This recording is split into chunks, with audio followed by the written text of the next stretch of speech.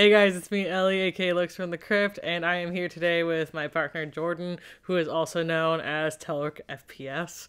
Hello, He hello. streams Halo and all that kind of shit on Twitch. Twitch. And today, why I have Jordan here is because we're getting into the best and worst of 2022. To define this list a little bit, granted, it is basically all fucking horror, but I do have one non-horror movie on my list.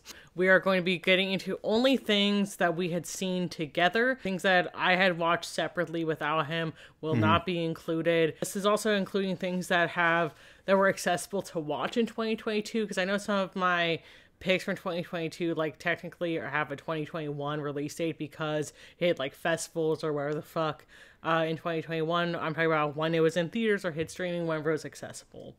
Also, a thing we're going to do here is we both have complete lists. There's 46 movies listed from worst to best, and we're going to be going off of Celery's list. Oh, wait. Looks from the Crypt's list. We're going to be going off of Celery's list, but we're going to be comparing as we go through to kind of see how we may have rated stuff differently from one another. And if you want to get into everything from the fucking Grim Cuddy to Barbarian and get into our list, grab a snack, grab a drink, and keep on watching.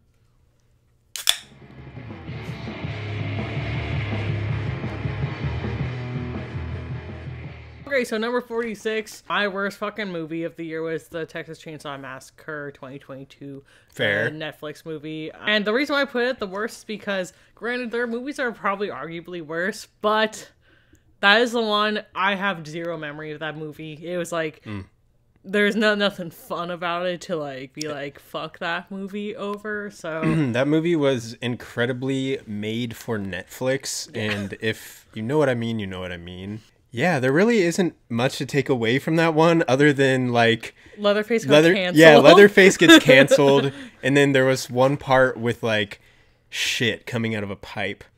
And that's all I remember. Like, otherwise, I was just kind of like fake Laurie Strode. Yeah, the fake Laurie Strode too. They were trying to like ride the coattails of the Halloween like trilogy. But yeah, there was not really anything good about that movie, and in fact, most of it was pretty bad.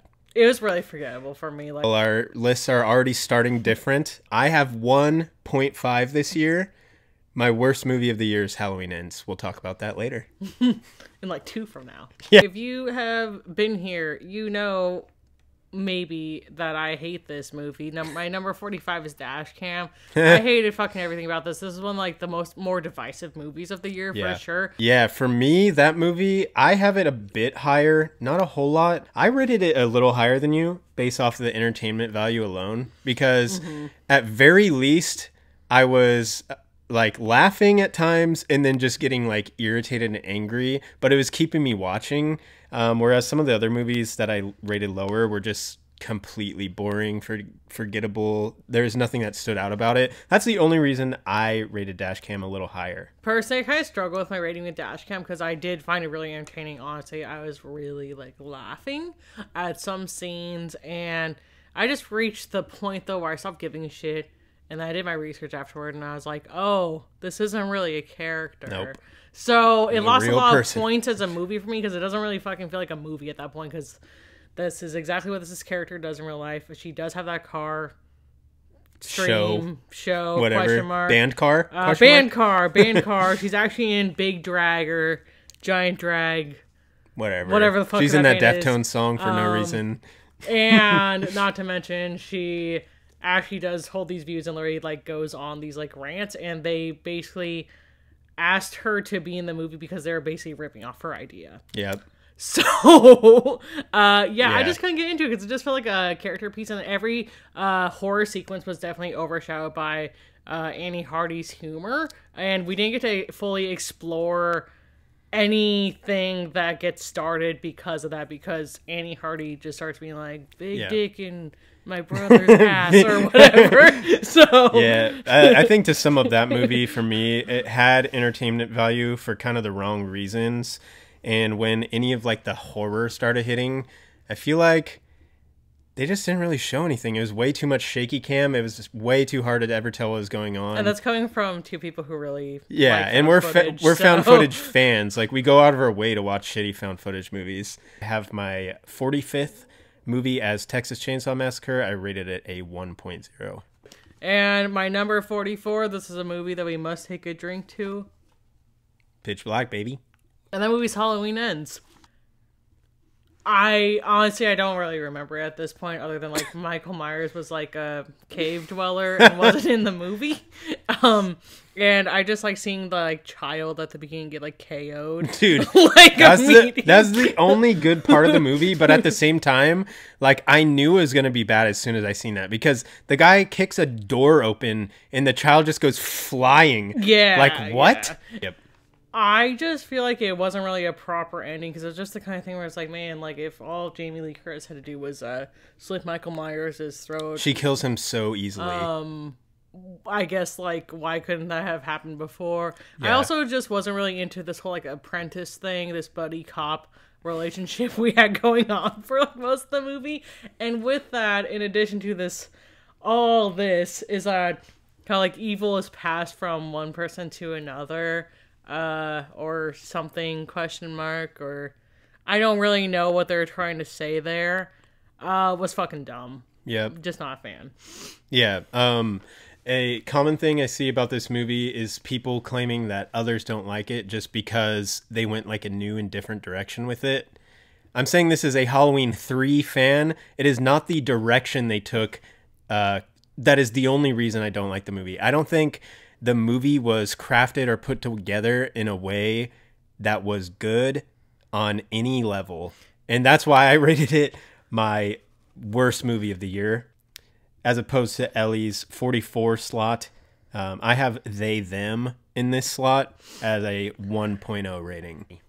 All right, and we were getting to my 1.5 stars, and my 43, funny enough, is they/them, the Peacock original. So the only thing I really remember about this movie was like all the gay kids singing the Pink song and breaking into like a song in the middle of the movie. I really have nothing else to say about that movie.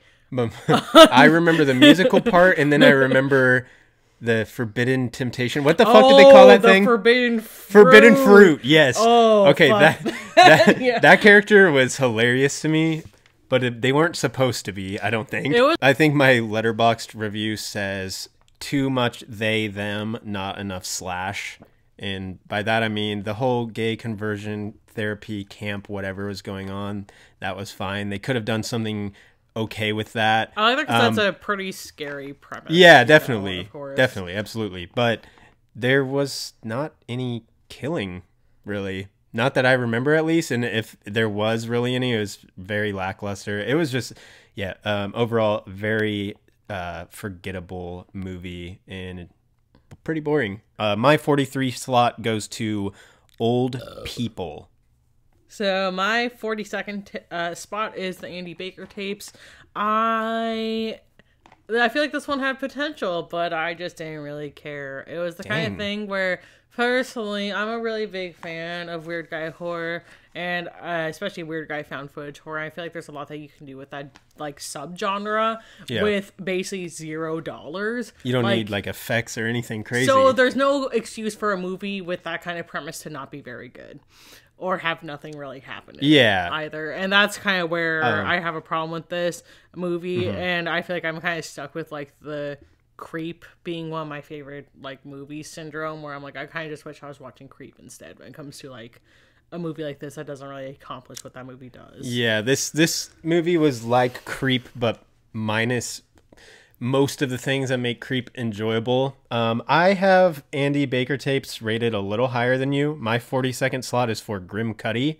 I'm actually surprised that you think Grim Cuddy is better than the Andy Baker tapes. I was rolling when I watched the Grim Cuddy. I was fair. laughing my ass off. Whereas with the thing about Andy Baker tapes, like I had fun when he was playing like Fruit Ninja IRL, but like that was about it. That's what I was gonna say about the Andy Baker tapes. Is I like the dynamic between the two main characters, and then we kind of never get the horror. Down to 41, movie that I Atlas I thoroughly enjoyed. This is gonna be like a movie I end up buying if it gets like a release, just because it's fucking.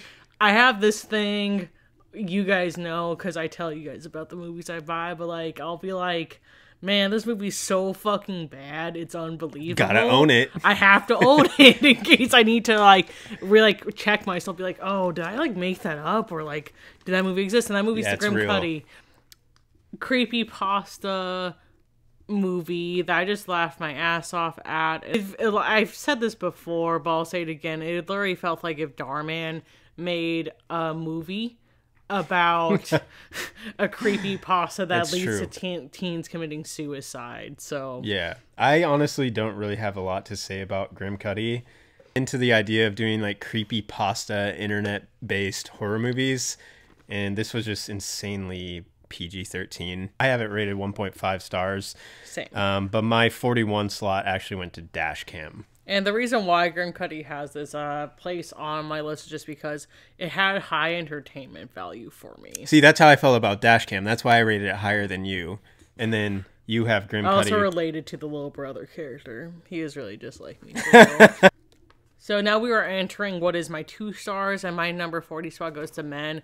Personally, I fucking hate that movie. It was a pile of garbage, and the thing I really didn't like about it is that I was expecting, even if I weren't to like the premise or like what's going on necessarily, is that it's a A24 movie, and A24 movies for me are consistently like really pretty. However, there's a point in time where the story gets really convoluted and we get stuck, and so does like the cinematography. So at least it then loses like that value for me. Mm-hmm. And I just felt like this movie is really repetitive and like convoluted and like kind of pretentious, and it's like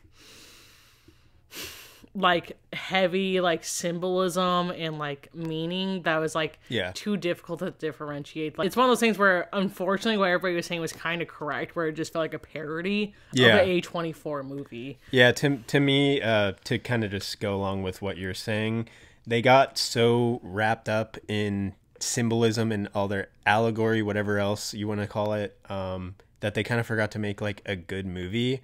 And it just kind of got really like annoying to watch, especially by the end. Mm-hmm. The whole like birthing scene, and it's just happening over and over.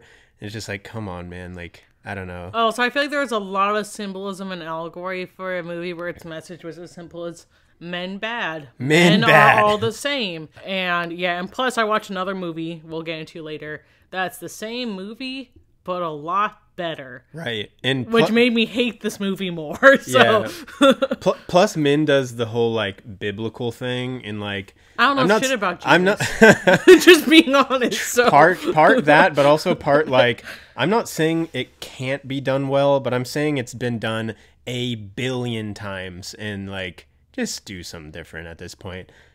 With that said, at my number 40 slot, and this may be a little controversial, I have Speak No Evil. I rated it 1.5 stars. All right, my number 39 spot went to Old People. The title says it all. There's a lot of old people. There's indeed old people in that movie. I don't... Like, it's really weird. I said this in my Letterboxd. If you follow me on there, you'd know. But, like, somehow I sat there completely watching this movie. I wasn't distracted. I was on my phone. I wasn't, like, bullshitting or anything like that. I, like, sat there and watched this movie, but I have nothing to fucking say about it, which is... kind of worse than a movie like Grim Cuddy, where I can talk about that for a fucking hour if I wanted to. So, but yeah, that's exactly why I rated it so low, is because like you, I watched the entire movie. I paid attention the whole way through, no distractions. I could barely tell you a single thing about the movie. It was just very lackluster. It seemed like that was the whole movie. It was just old people, and that was supposed to be scary or something, but it did nothing for me. This movie is basically what people were trying to say X was. You know what I mean? Because everybody's like, ooh, scary old people. Well, that's actually what this movie was, whereas X was like about something. So. Yep. And for my 39 slot, I have Mr. Creep, another found footage movie. On my 38th spot, I have Uma. This movie just wasn't very good. If I'm being completely honest, it felt like a Asian like heritage Hereditary. Asian Hereditary, but make it PG-13. Extremely PG-13. Bada bing, bada boom. I only have it rated 2 higher than you, and that's not really saying anything because I feel like a lot of the movies in this section, they could be interchanged with one another. Yeah, it was just really like, it wasn't horrible, but it was lackluster, and I feel like it just lacked scares. It wasn't like the story or anything was awful. The performances were all right. It actually had like potential, and that's kind of why it's a bummer. This sticks with me in my mind. A Letterboxd review I read that said something like, "Nah, but I fuck with y'all for trying." Yeah, and that kind of sums it up, you know. Yep. On my 38 slot, I have The Christmas Tapes, another found footage movie. Number 37, I have Mr. Creep, which Jordan had previously had at like 36 question. 39. 39. We're not even at 36 yet. I can do math. Basically, this movie just really didn't hit for me. It was a found footage movie about like some radio broadcast like a serial killer's putting out into the world, or was, or something, question mark. It's been a minute. It was one of those movies where I just like stopped enjoying, so I stopped like paying attention after a certain point. The serial killer bro, he reminded me of what exactly looks like a scare actor at like your local haunt, which personally that just lacks like effort if I feel that way. So already no for me. I'd like some weird child's play shit where like the serial killer like put a curse onto like a doll that like did his dirty work for him. I forgot about that already. Yeah, exactly. Because I was just like, dude, Chucky. But dude, Heidi. Fuck. So basically, this movie, it just didn't really land for me. And like with it, I feel like it tried to really hit the same like tone and vibe as like ARGs, and something I'm like a big fan of because it scares a little bit different, but when somebody's trying to replicate that feeling as opposed to accomplishing it, it's really just flat. Again, to resonate what you say, I probably would have rated this lower if it wasn't for that aspect, like the ARG. Like, at least they're trying to go for something there, and I can appreciate that. It just really didn't land anywhere. It didn't really hit any marks, and again, just another forgettable movie. That's why for me, it's rated a 2. And on my 37 slot, I have the Andy Baker Tapes. And at my number 36 spot, I have Who Invited Them, which is a Shudder original. Honestly, this movie was perfectly fine. It was just really predictable and not a movie I exactly enjoyed. And much like how I felt about Andy Baker Tapes and Creep, where I feel about Who Invited Them, why would I watch this movie when I could watch Funny Games, which is a much better movie instead. Yeah. So... For me, I have Who Invited Them rated a 2 as well, but I have it in the higher 2s. The reason I actually didn't rate it higher than that is because I think the ending really killed it. It just kind of like abruptly ended. Yeah, but actually, other than that, I thought it was a pretty fun movie. For my 36, I have Uma. So number 35 is a... Oh, okay. So number 35 is The Christmas Tapes. Found footage, Christmas movie. Honestly, could be... My alternate title is VHS Xmas. But that's basically what it was. It felt like a VHS movie on a much lower caliber. However, it did star Greg Sesteros, and if you didn't know, we are members of the Greg Sesteros fan club, Population 2. The Christmas Tapes, to me, didn't really have any redeeming qualities other than Greg Sestero. I just love him. I'm sorry, but I was more than happy anytime he was on the screen. And then, like, when he's in the overarching story, and he's like playing the tapes. Yeah. And so anytime one of the actual tapes was on, it was just kind of just lackluster. I don't know. It felt like they're trying to do the VHS thing on like a lower budget, which is cool, but they didn't really have the ideas for it to make it work. Right. And I did like the overarching story, but just because maybe just because it had Greg Just Sestero. Because it's Greg Sestero, yeah. And he was a weirdo that just like showed up or whatever. And with that said, on my 35 slot, I have the Spirit Halloween movie. Number 34 is going to be a controversial one, which is Speak No Evil. I believe this movie is from somewhere else. I could not tell you off the top of my head. Danish or something? Yes, Belgium? that's right. It's Danish because, it's all about Danish politeness or whatever. I went on quite a rant about this on my Letterboxd recap, so I'll keep it pretty brief. This movie just wasn't very good. It's honestly very frustrating, and due to the main character's decisions in prioritizing politeness over, like, what is fucking, like, normal people shit, it's really hard to give a shit about their end result. It's just kind of, like, annoying. You're like, well, you kind of did to yourself. Yeah, you kind of did nothing. I feel like I try to do, like, a Strangers-esque thing with, like, the whole, like, because you're at home. But with this, it was, they're like, why are you doing this to us? And they say, because you let us, which is 100% fucking true. But it's just, like, it just didn't really hit the same. Because it's like, well, no shit. Yeah. Like, honestly, the only reason I even gave it that spot in a 1.5 rating is because, like, on a technical level, I feel like it's a well-made movie. But, like, when it actually comes to, like, the story and what's going on in the movie, it's like a thriller, and they try to build the suspense by irritating you. And which it accomplishes really well. But there's no fucking payoff. Well, they accomplish irritating you, but they don't accomplish building suspense. Like, I'm not like I'm not like getting all tense because I'm watching these people make dumb decisions. I'm just like, holy shit, this is fucking annoying. And there's that aspect, and then the other aspect I don't like about the movie is just why.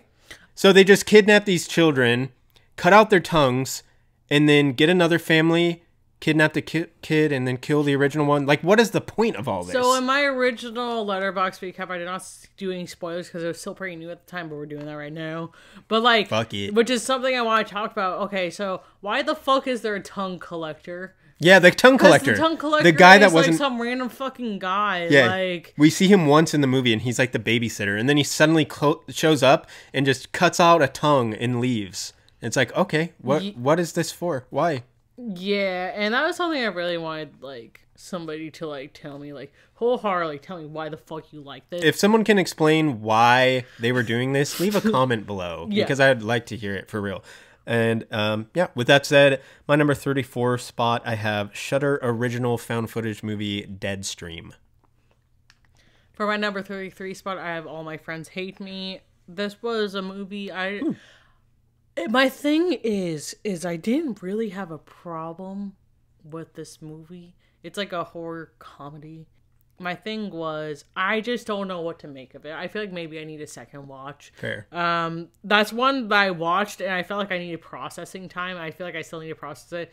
I just felt like I was gaslit for like an hour and a half. Right. So, like, I feel like I need to rewatch it to really settle in feelings about it. And I don't think it's a bad movie at all. I just went with what is technically fair because I didn't know what to do with it. Yeah. And I kind of refuse to just mark that I watched something. I have it at 23, and I think what you said was why it worked fairly well for me, because I felt like I was gaslit for an hour and a half. Which is the point. Yeah, I think that was like the point of the movie, and I think they did it effectively. I don't think it was like an amazing or like perfect movie, but I liked it. I enjoyed watching it. I would probably watch it again, and I think they achieved their goal. At my number 33 slot, I have Don't Worry, Darling.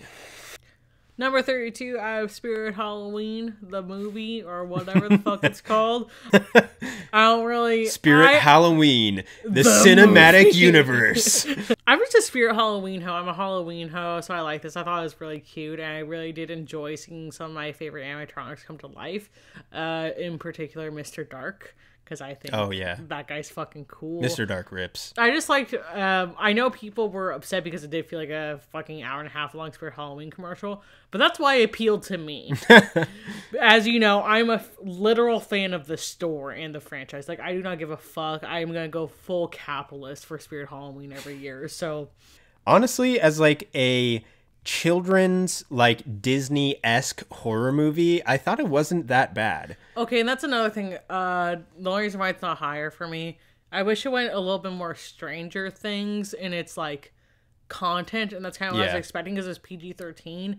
When like fucking it seems PG. Killer Clowns from Outer Space is fucking PG-13. They say fuck and people get murdered. Yeah, like this guy gets his head like punched off in that movie, whereas Spirit Halloween, it's just like there's little ghosts and like animatronics chasing children around. Like, I don't even remember if anyone dies in that movie. No, they just get spooked real bad. Yeah, basically. it's just spooky. They made a movie into exactly what I wanted to do when I was a kid. That would be sick. That's exactly why this movie, like, doesn't have a worse rating for me, because that was, like, a dream of mine, was like, I'm gonna stay in Spirit Halloween all night long, so... Yeah. At my number 32 slot, I have Who Invited Them? And my number 31, still in my last 2-star, is VHS 99. We already know how I feel. I just want VHS movies to be fucking VHS movies again. I would love to see VHS number 3 instead of fucking 99, 85, 2001, etc. So, VHS 9/11. Bro, hold up. Wait, that's not even a year. Whatever.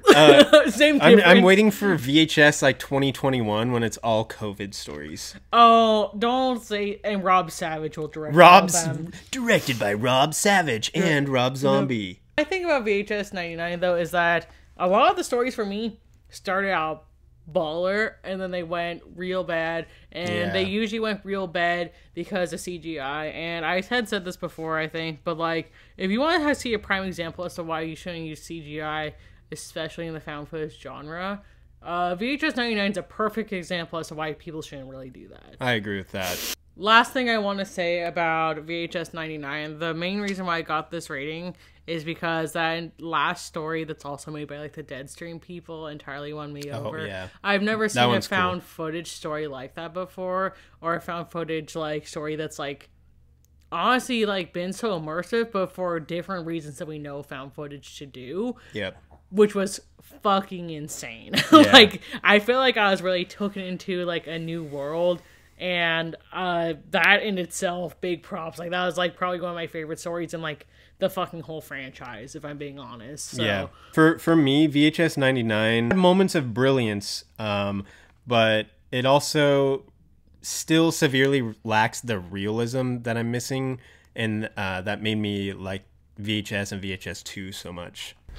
I felt like there was at least glimpses of hope for the franchise. For me, I know a lot of people liked the last entry, 85. I didn't like that at all, and I hated Viral. No, 94 is what you're 94, sorry. 85 is people liked 94. It's hard to remember all these dumbass years. Yeah. But for me, 99, it felt like there was glimpses of hope for the franchise. There was definitely stories overall that I thought were decent, or at very least moments in a few of the stories. There was also a few of the stories that I thought were really bad. Yeah. So that's why I did like a middle-ish ground. I rated it a 2.5. My 31 slot actually went to Men. Now we are in my 2.5 stars. My worst 2.5 is Don't Worry, Darling. I kind of went in on this one on my Letterboxd review, but like, again, like, maybe, like, I'm fucking dumb. Maybe I should have made a movie instead. But, like, I thought this movie was so sick when I thought it was going to be about Area 51. Dude, they should have went the that thing way. about this movie is the trailer did a great job at actually not telling you fucking anything, right? Yeah. And I was, I just feel like I was picking up on something. And I was really stoked on this idea. But then it's about the metaverse. And the thing about it being about the metaverse is that it made a lot of other things not make sense following afterward. For me, Don't Worry, Darling, it had similar issues to Men, whereas like this is like technically a well-made movie, but the story is just so weak. But it really didn't have to be either. Yeah, like they could, like I feel like both of those movies could have easily like knocked it out of the park for me. But I think Men overall has more potential. And again, I don't think I would want to rewatch Don't Worry, Darling. I don't think I missed anything. I don't think there's a chance I would like it more again.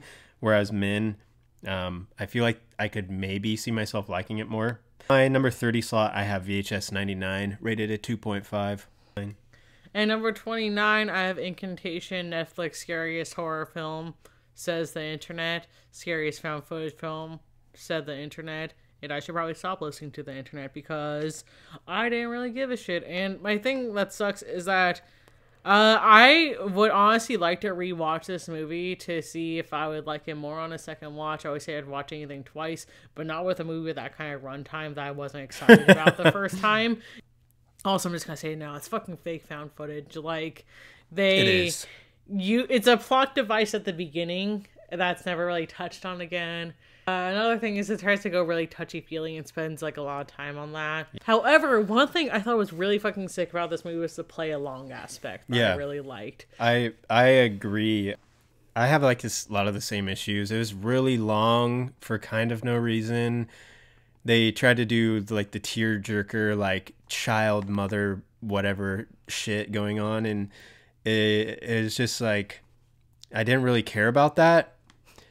To be honest, like, I don't know, it just didn't hit. But, you know, I gave it a 2.5 because, like you said, the play along thing, I thought that was really cool. I really liked that. I don't think I've seen a movie that did something like that before, and it's pretty interesting. I thought it made it unique. And there was a few scenes or parts where the horror was actually really strong. I think if they would have done more of that, made the movie shorter and made it a less like sentimental or whatever, I would watch like a re-edit of the movie.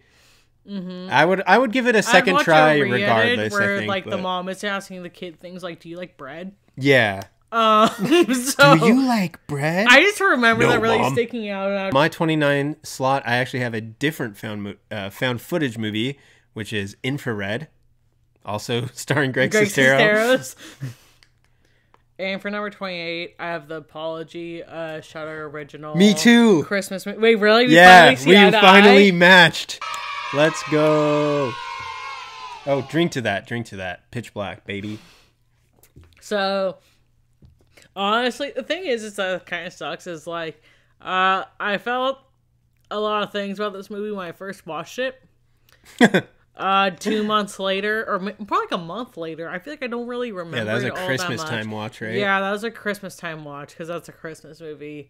I was really invested. However, it didn't really go there, and I wanted more. Yeah, and that's kind of all I really have to say about it.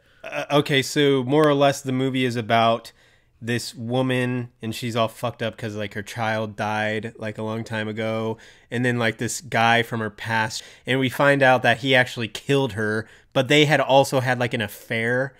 I wanted the dude to fucking die, and they don't kill him. It's so the whole point is that it's supposed to be like a revenge movie, and which is a genre I'm a huge fan of, and especially like the rape revenge, which is borderline rape revenge-y because he did sexually assault the daughter and stuff before he murdered her. The revenge isn't satisfying, and I need the revenge to be satisfying for me to not just be like, well, what was the point? You know, and that's kind of how I felt with this. Exactly. I think I gave the movie, rated 2.5 as well. It's my 28 slot. It honestly, like, the acting performances are really good. Mm-hmm. The way, like, information is revealed, like, the dialogue and everything, the way it moves along for, like, I guess the first 2 acts, I thought was really strong. And then the third act, it kind of just lost it for me. It just didn't give me the payoff I needed. My number 27 movie is from a director that we are already familiar with, Isaac Rodriguez, who did Mr. Creep, Deadware, and apparently like fucking 20 other movies this year. So too many. Which is very unfortunate because I feel like his movies would actually be really strong if he didn't do so many in a short term. Anyways, Deadware, it's like a screen life horror movie that's very 90s-esque. Some friends are like basically like video chatting, even though I don't think that's possible for the era this is supposed to take place in. Yeah, they're I like, digress though. That's actually a good question. It's like supposed to be in the 90s, right? Yeah, I don't think that people have video. I mean, I know like AIM, like text chat, like AOL AIM and like MSN or whatever was a thing, but was video chatting really a thing then? Granted, I wasn't there, but I feel like video chat like boomed when it came to like Omegle and all that. I feel like that shit was like really a thing. I feel like if video chatting existed back then, it wasn't like it wasn't a thing that like every random person had in their household. They're playing some like game or whatever that's like haunted or something. It's very reminiscent of like Yvette's Bridal Forum, that like old school creepy website. And I don't really remember. I feel like I had fun on the journey, but then towards like wrapping up, I was just like, eh. The 27 slot is Orphan First Kill. I have that rated as a My 2.5. brother in Christ. I actually have Deadware way higher than you. I have Deadware at my 17 slot. My brother. And I'll tell you why. It's because despite what you're saying about not knowing if video chatting really existed back then, I really believed that this world in this game they're playing was real. Yes, I think they did a really, definitely. really good job with that. And like I said, I feel like the game was honestly really immersive. Mm-hmm. It was just what was was going on outside of that. Yeah, I can agree with that. But I think, as I said before, I rate found footage on its own scale because I can't exactly expect a whole lot out of found footage a lot of the time. And I thought that whole concept that Deadware had was actually pretty inventive and, like, I don't know, it was just cool. Okay, I just got my phone. Got Letterboxd open. A Town Full of Ghosts was indeed from 2022. So we missed a movie. We actually missed a movie on our list. Let's see. I'm sorry, this movie was straight booty cheeks. Yeah. I don't think I even rated it. Did I? I have it rated as a 1 star. Oh my god, Larry's making an appearance. Larry, what'd you Okay, think? Larry's there for all of our movies. So. I've had it rated as a 1 star, and you didn't rate it. That's why it didn't make the list. Oh, gotcha. Yeah, we both watched it though. I mean, I always say I don't rate movies I didn't like really, really watch. You know, you did though, or did you fall asleep? Because I watched the whole movie. Because I was like, this booty. You must have fallen asleep. Okay, well anyway, bonus round: A Town Full of Ghosts, 1 star from me. That's all. That's the whole round. 26. Number 26, and that movie was Deadstream. Honestly. This movie was fun enough. I liked it. I liked the premise. However, it was certainly really overhyped. I feel like people were making comparisons to Deadstream and like Evil Dead 2, which I feel like was extremely generous to make that comparison. That's really unfair to Evil Dead 2. The comparison is basically based on the fact that it's goofy. Supposed to be funny and it takes place in a cabin. That's where that begins and ends. It wasn't even a cabin, bro. Oh, you're right. It's it's an abandoned house. Yeah, and like also urban. I feel like I'm sorry. To me, to compare something Evil Dead, I feel like we need to have those Ash Bruce Campbell-esque like qualities there for our character, but we didn't really have that. He was just a fucking like annoying hero. I mean, like Logan Paul or something. Yeah, I rated Deadstream lower than you. I mentioned it before. I rated Deadstream at 2.0. Again, it's one of those found footage movies where like it had its moments. Like there was some funny stuff. The like practical effects, the demons and whatever, those were cool. But the guy was just so fucking annoying. He was just so annoying. And my other thing about it is that this is true for a lot of movies, and where found footage kind of is lackluster at times. It's just that character wasn't strong enough to carry a whole movie. Yeah. We get like a second character introduced after a certain point in time, but that's for maybe she's there for 30 minutes. And that's his wife, isn't it? In IRL? And she's also in VHS 99. I'm pretty sure she's the like goblin lady. Yeah, they make the movies together. So, people that made Deadstream / their segment in VHS 99. If you're watching this video, you should have the wife. I'm sorry, I don't know their names. Star the movie, not the guy, because the wife is sick. The dude is fucking annoying. Yeah, I don't know, like. When she's really good, though, like I'm a creature. Yeah, thing. like so, it's really fun to have her, and that's why I feel like the segment in VHS 99 is so good, is because she's there basically the whole time. Yeah, when she shows up in Deadstream, I was like, sigh of relief. Like I was getting so sick of seeing this guy and this guy only, and then she's only around for like a few minutes, and it turns out she's like the fucking ghost or whatever. Which is like fine, but it's like, goddamn, you need more characters in your movies or something, because like you're not a leading role type guy. You can be funny, but if you have one tone and it's just screaming at all times, and it gets really old. Yeah, and then my 26th spot, I had Incantation. I guess I just liked it a little bit more than you, but it's still just kind of eh. And my number 25 spot goes to Fresh, that like Hulu movie that everybody and their mom was talking about.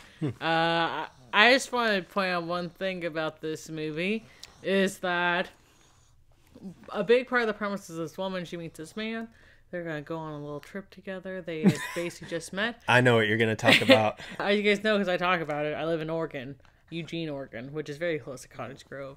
And Cottage Grove is basically Gummo in real life. There's nothing in Cottage Grove. Why they Meanwhile, chose... they are going on a trip to Cottage Grove. That's like the main plot point. And they have pictures, and it's like beautiful. There's like waterfalls and shit. And if you're from Oregon, basically they use pictures from Bend. Yeah, for Cottage Grove. There is so many beautiful places in Oregon that they could have said they were going to take a vacation or whatever, but they chose Cottage Grove. No one goes there. No one lives there. There's nothing there. They could have went to Bend. They could have went to Sisters. They could have went. Eugene. Even Eugene is kind of nice. Beautiful hiking spots and like just general scenery. So my number 25 slot, I have another found footage movie, The Incel Tapes. I have that one way higher. It had that charm for me. That's fair. That's honestly fair. I have Fresh just a few higher than you. I rated a 3 though. I honestly thought the movie was pretty entertaining overall. There's just like some shit that just didn't feel resolved the way I think it should have been. But otherwise, I think it was entertaining, and they did a pretty decent job with like the tension and whatnot, and not making it too predictable, I think. All right, we're into my 3s now, and number 24 is Last Radio Call from Isaac Rodriguez. If I'm being completely honest, I don't fucking remember like anything about this movie other than they fuck over some like indigenous man named Benny who they come in real hot being like, you have to fucking help us, and then he does, and then he gets murdered because of it. And that was my main takeaway here. I'm struggling to remember it that well as well. I mainly remember that it had like a decent creep factor, plus the like location factor, which was cool because they're in some kind of like, it was an abandoned jail or something, or police station. So that was cool. Yeah, I actually also have it at my 24 slot. Rated a 3.0. All right, my number 23 spot goes out to my boy, Greg Sestero. It's starring in Infrared. So, okay, I couldn't really tell you shit about this movie other than Greg Sestero fucking carried this movie on his fucking... Excuse me. I was going to say, you distract me, made me want to say ass. Greg Sestero carried this movie on his ass. Bruh. Yeah, that's what I'm going with. Yeah, you heard it here, folks. Yeah, Greg Sestero, he honestly carried the weight of this movie on his butt cheeks. And, like, the thing is, he, like, actually did, like, fucking, like, he I don't know how to describe it. Greg Sestero, it felt like he really believed in this movie and wanted this movie to be good. So he seriously acts his ass off, like, more than fucking anybody else here. And he, like, it felt like he believed in the movie, so I believe in him. You know what I mean? Like, I mentioned the Last Radio Call had a little bit of creep factor and the location factor. This movie did not have the creep factor. No. Other than maybe, like, a small little part or two.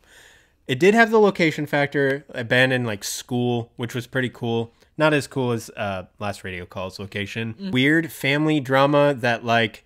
was too much. You never actually found out the root of it, so like, it's hard to really give a shit. Yeah, like, I watched that movie numerous times, and I don't know if I still really understand what was going on with them. But again, Greg Sestero comes in, and he just fucking kills it in this movie. Like, I mean, okay, Greg Sestero, I know you're not watching this. Greg Sestero. I'm not even going to pretend like you are, but I would love to see Greg Sestero in a movie like Creep. Yeah, like where he plays like the main character, because he needs that so badly, because in all the movies he's in, at least these horror movies as of recent, he's like the redeeming factor that gives it extra points. The Christmas for me. Tapes as well, but I think Infrared was overall better, Yeah. and also his part was better. He gets a little more screen time, and he kind of goes off the rails, and it's just great. It's honestly great. His part is great. Greg the rest Sestero of the movie is really not so good at like playing like insane, because he's trolly with his like insaneness. However, the very ending was a little underwhelming for me. If I remember correctly, you get like a jump scare ending. They're just in a closet or some shit, and then you just see a like bad ghost. Yeah. My 23 slot, I have All My Friends Hate Me, rated a 3 stars.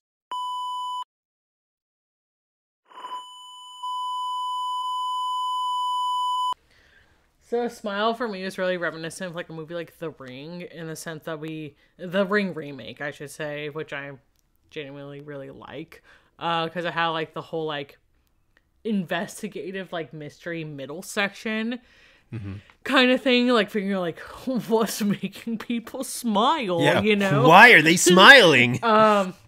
And like honestly, I didn't really like hate this movie. I definitely feel like I need to like rewatch it for sure. I just feel like it wasn't the movie for like the right mood at the right time for me. But overall, pretty inoffensive and pretty decent. I liked it. Yeah. I have this rated, we're on 22. I have this rated a bit higher than you. For me, the reason I rated Smile higher is because I'm always down for a movie where I go into theaters and like it actually like scares the piss out of me. And people will call it cheap or jump scares or whatever. To me, to really make an effective jump scare though, you still have to have like tension before it. Also, people who don't like jump scares, I'm like, what, do you not like fun? Yeah. Like, I don't know. I think what a real jump scare is when it is literally out of nowhere. And to me, the jump scares Smile does, those are just scares. Hating jump scares is like a popular thing to do or whatever. And like, I get where it came from, but I don't really think most of the scares or any of the scares in Smile were cheap, and therefore I had fun with it. I don't know. I like going into a theater and like having to like hold myself back from like covering my eyes because it's like creepy. The story or whatever, it was not something we haven't seen before, but I think it was well done. And another thing I feel like it's a little underrated about Smile is like the soundtrack or score, whatever you want to call it. I thought it was really cool. Yeah. I had my number 22 spot is Adult Swim's Yule Log. I gave it a 3. And leading into that, my number 21 was Adult Swim's Yule Log. One off, not bad. Basically, all I'm going to really say about Yule Log is get yourself familiar with the creators before you want to invest in an hour and a half. So watch, like, you know, There's Too Many Cooks, the unedited footage of a bear, This House Has People in It, etc. Because if you enjoy those, or, you know, whatever, like the whole infomercial series, more or less, you would like Adult Swim's Yule Log. However, if you're not going to like those, you're not going to want to invest an hour and a half as opposed to fucking like 10 minutes. Yeah. You know what I mean? So. My thing with Yule Log is it's entertaining and it's a fun movie, but I don't think it's as strong as any of those other things you just mentioned. Right. And maybe... might be because of its runtime. It might be because of the runtime, the format. It also might just be because the idea was like kind of, in a way, more ridiculous. Like the flying log. Honestly, like it was funny, but I kind of got a little sick of the flying log. Here's the thing: so all those other things that are mentioned from like the same creators have like this surrealist like terror in a way. Yeah. And this doesn't feel that surrealist to me. It feels more goofy and ridiculous. And personally, before the horror starts, this is the most horrifying premise to be imagined because it's basically barbarian. Oh yeah, that's right. The people are insufferable and they don't have a good time together. And yeah, they don't offer like we could go. They're just like, no, we're staying here, and it's like a full group of people. Yeah, and they're like the worst. And my 21 slot went to Christmas Bloody Christmas. All right, and my number 20 is the Incel Tapes, a found footage movie that I talked really highly of on my Letterboxd like roundup situation. Found footage movie about an incel who is absolutely insufferable. Looking forward to talking about this one. You are. Yeah. So he's absolutely insufferable, and that's the whole point, right? He's an incel. Like, completely, like, his friends have, like, left him and abandoned him and shit like that. They don't fuck with him anymore. However, he fakes it. He's, like, dying of cancer or something like that. So he can have one last go with them. But in reality, his one last go is... he's going to kill himself after he murders them and films the whole thing. The thing about this movie is that the first, like, hour of it is very sex comedy-esque, honestly. Yep. Which is what's so fun about it. Once the horror elements kick in, that's honestly where it lost me, which is kind of weird as a horror guy. The Incel Tapes was all about the comedy. Yes. And also... which they do well. Yeah. Very, very well. They do a great job of portraying this incel and basically just ripping on incels and also by portraying this guy. And the thing about too is that they do it as like what is literally a real person, but just up by like 10%. A little bit, yeah. You know what I mean? Yeah. So I had this rated just a little bit lower than you. I actually really like this movie. I watched it twice, but I don't necessarily think it's good, and that's No. why I rated it a little lower. But if you're wanting like a found footage movie, okay, let me say this: if you think incels are cringy or like funny or entertaining for some reason, and then you also like found footage, you should watch this movie. Just don't expect it to be scary. Yeah. Because I definitely like the movie and I think it's funny and entertaining. It's just like it's not really horror. And my one last thing about this movie, although I really did like it, and I think that's like honestly a pretty good accomplishment for like a first time director and shit like that, and for how low budget this is.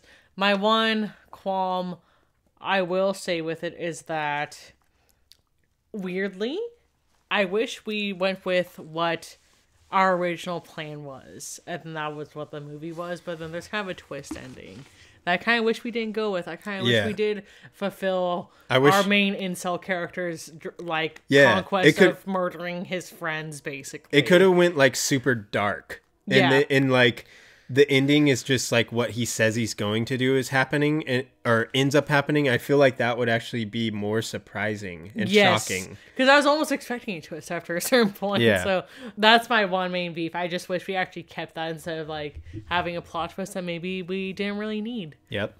And for my 20 slot, I actually rated Fresh number 20. I rated it a 3 stars. Yeah, pretty good. For number 19, you have Gaslight, Gatekeep, Girl Boss, the movie. I want to say Girl Keep. Girl Keep, Gas, Boss. Yeah, so we have Orphan First Kill. So I actually really like this movie.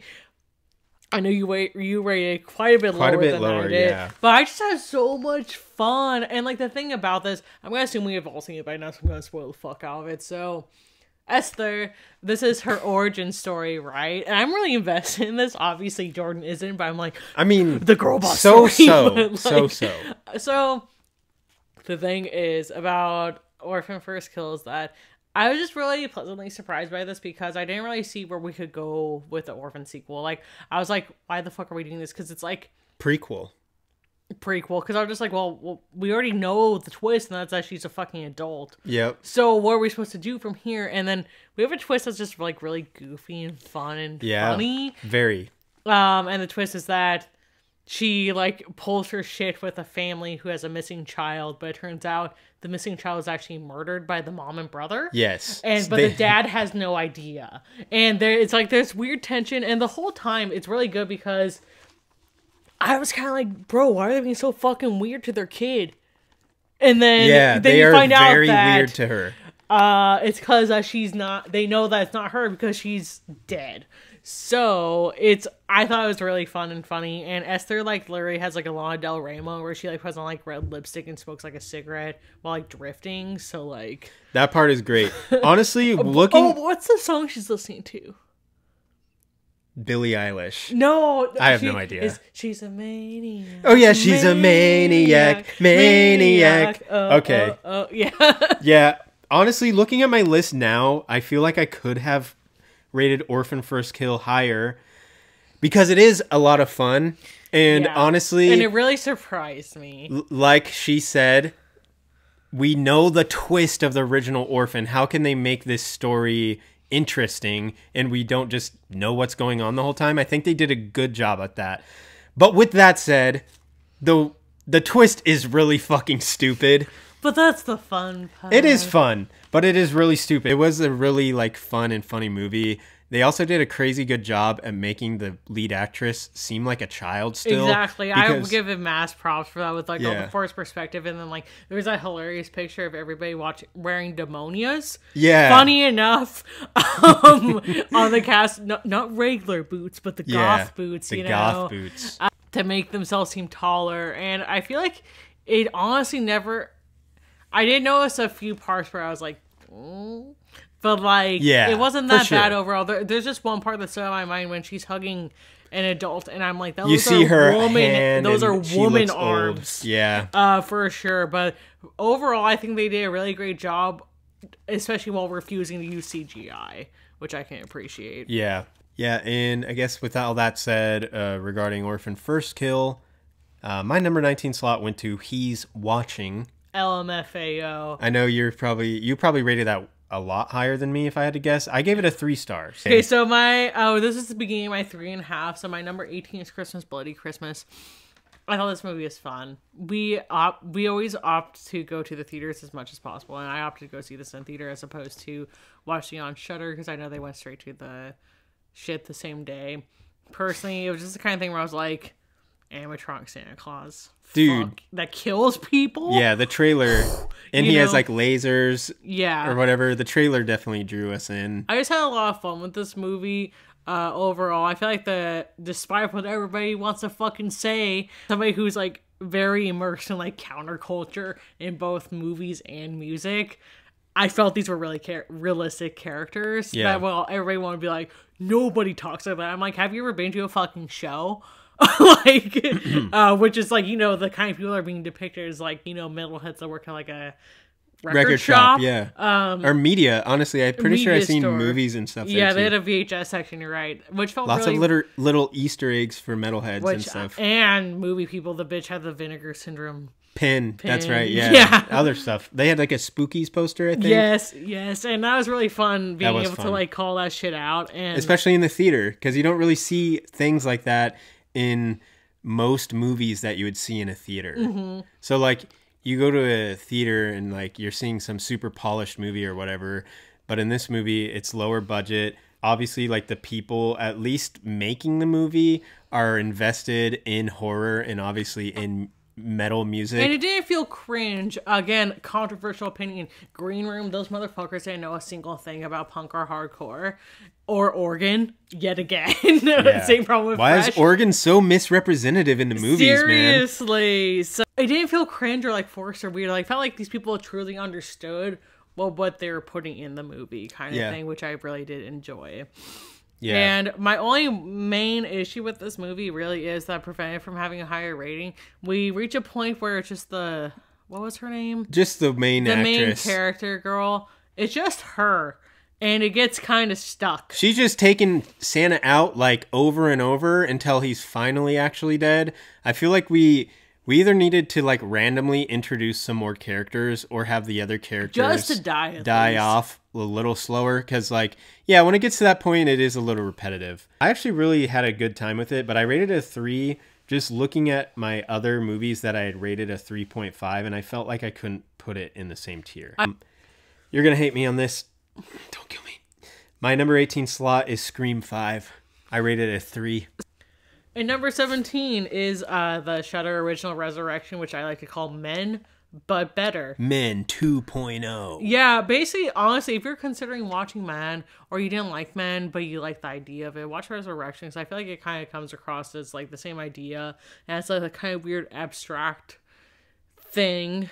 The artsy thing a little bit, the A24 vibe. I think that... But it's accomplished a lot better, and it actually had me questioning what was happening. I wasn't sure of entirely what was happening. If, like, the man... Okay, so I guess we should explain what it's about. Yeah, so this woman, she's living her life.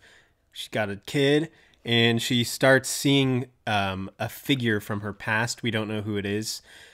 We come to find out that he is very abusive to her. I'd say... When she was very young and he was he old. was very young. He was older. I'd say mainly psychological, but it's also kind of physical abuse because he, like, forces her to do all these weird things. Yeah, things like he's making her, like... Hold a pose for, like, 20 hours straight or whatever. Walk to work without shoes on every day. And like he calls them like kindnesses. Yes. But his thing... So they had a child that died. And his thing is that the child is inside of him. And we go the whole movie thinking that that's just part of the abuse. But it's hard to differentiate at times if it's part of the abuse, if he's fucking insane. Or if he's just crazy, yeah. And I really didn't know what to think. But it's neither. But it's really... We find out that it's real. It's really happening, and it's really fucking brutal, honestly, once we get that reveal. And the reason why I feel like I really like this movie is I feel like it really bothered me. Yeah. while watching it. And I always say a good movie makes you feel something. Yeah. And this definitely made me feel some things. I guess it has similar themes to Men, and I think it just takes it a better route. It goes really weird like Men, but not way too over the top and like annoying. I also feel like it literally has the same message as Men. Yeah. If you've seen the movie without way too much extra if you're not shit. sure of what the title means, think of the title when you watch it. Is that resurrection? He's being resurrected, and you know, in the end, all men are the same, but said in like a lot smarter of a way. Yeah. That doesn't feel like it's being literally fucking mansplained to you. Yeah. My number 17 slot goes actually to Deadware. We talked about that earlier. I thought it was the best found footage movie of the year, at least that I saw. I just really like the world. I liked it. I don't know. 17 slot Deadware. I rated it 3.5. So number 16 is, I think this is a Prime movie, ? And that is The Watcher, which... Watcher, not The Watcher. Oh yeah, The Watcher's a TV show, ? From Netflix. Don't get them twisted. So Watcher, I really like this movie. It felt very Alfred Hitchcock-esque, and it was definitely a movie that felt like, not something from the 2020s, because I haven't seen a movie like this in a while. It felt very 70s, which I enjoyed, but not in terms of like...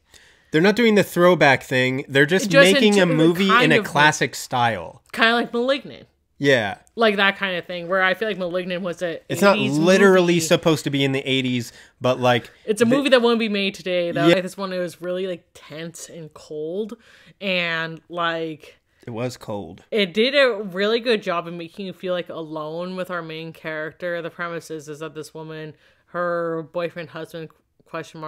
Gets a job like overseas, and I'm not even going to pretend I remember what country that was. Romania or something, I Dude, think. that's what I thought. It was on the tip of my tongue, but I was like... Eastern Europe for sure. I think Romania. Yeah, and she is not like... She doesn't know Romanian or anything like that, and she's getting like used to the area by herself while he's like out at these like dinner parties like all fucking and night. working. And she feels that she's being followed and watched by somebody across the street. Yeah. And basically the whole time you're kind of questioning if it's true or not. And it does a really good job of just making... They question her too. And they question her. Well, you know that you see what's going on, and they're questioning her, and you feel her frustration. Off, yeah. So I actually had this movie in my top 5 of the year. Oh, wow. I thought it was really, really good. And it was, I'd say to me, the most surprising movie of the year. I wasn't really expecting a whole lot from it, honestly. I wasn't like going into it expecting it to be bad, but I was just like, oh, this is going to be like a fun thriller. But I think it was really well done. It was. And like you said, she's being watched from someone across the street in another apartment. And most of the movie, all you see is like the silhouette of someone standing in the window. And it's just so creepy. But then once you finally see him, they cast the perfect person. He is like, oh, that motherfucker. He is just so creepy and like intimidating looking. And I don't know, just everything about I just think it was really well done. For my 16 slot, I put Smile there. I rated it a 3.5. Number 15. A movie that actually I am heavily overdue for a rewatch. We saw this at like cute little art theater, and I had quite a time with it, and that is Hatching. And I really liked this movie. I definitely need to rewatch it. Yeah. And honestly, mostly props because, like, first off, that little girl, she is a first-time actor. This is the first movie she's ever been in, which is fucking insane. She kills it.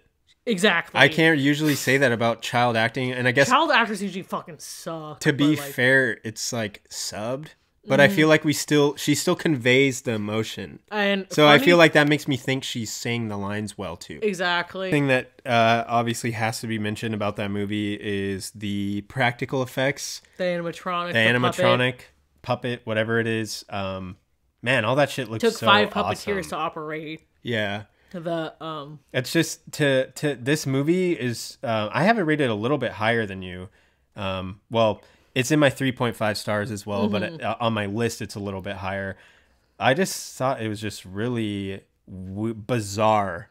The concept of the movie is just really weird, and it's really weird beyond what's literally happening. That's the point. And plus with the whole family dynamics and shit. The family dynamic is weird, and also well done. I feel like kind of like real. Most accurate depiction of a family of a vlog family, yeah. And then plus like the body horror, just gets really unnerving. I don't know. I want to watch it again as well, but I have it pretty in my brain. I have it pretty highly regarded. I thought it was really good. For me, my number 15 slot is Resurrection. My number 14 spot goes to our favorite millennial whodunit, Among Us Meets Lord of the Flies, the movie. Bodies, bodies, bodies. I'm sorry if you haven't seen it because that was a total fucking spoiler if you know what Lord of the Flies is. But yeah, I really like this one, and we actually just rewatched it the other night, which kind of reinforces its spot, but also in a way makes me want to rate it a little bit higher. But I did. You did? I'm thinking a 4. I'm thinking that should actually be a 4. So we're on number 14 right now. I rate Bodies, Bodies, Bodies. I still have it as a 3.5, but I have it as my number 11 slot. Yeah. So after watching the movie, I was overall liking it, but having like slightly mixed feelings. But rewatching it, I think I actually liked it more. Yeah. And well, personally with a movie that has like, the movie depends on the twist in Bodies, right? Yeah. Because that's the whole point, is that... But it's still funny when you see it again. Pete Davidson's character, he kills himself by mistake doing a TikTok. He commits slef. By doing a TikTok, and basically all the girls in the house are all hopped up on drugs, and they basically start killing each other off thinking that there's a killer. Yep. And...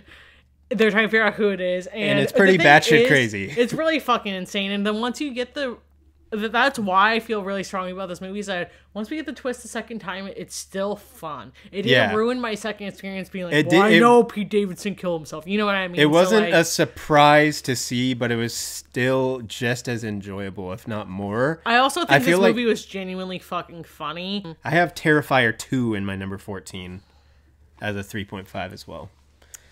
Not too far off. Not too far off. Yeah, I had a lot of fun with this movie. I highly recommend it. I also feel like this is going to become like a very quotable, like, cult classic movie. Because I already feel that now. Like, I mean, just reading Letterboxd reviews, 99% of the reviews are a quote from the movie. Yeah. And my favorite one was, are you guys still playing Werewolf? Oh, dude.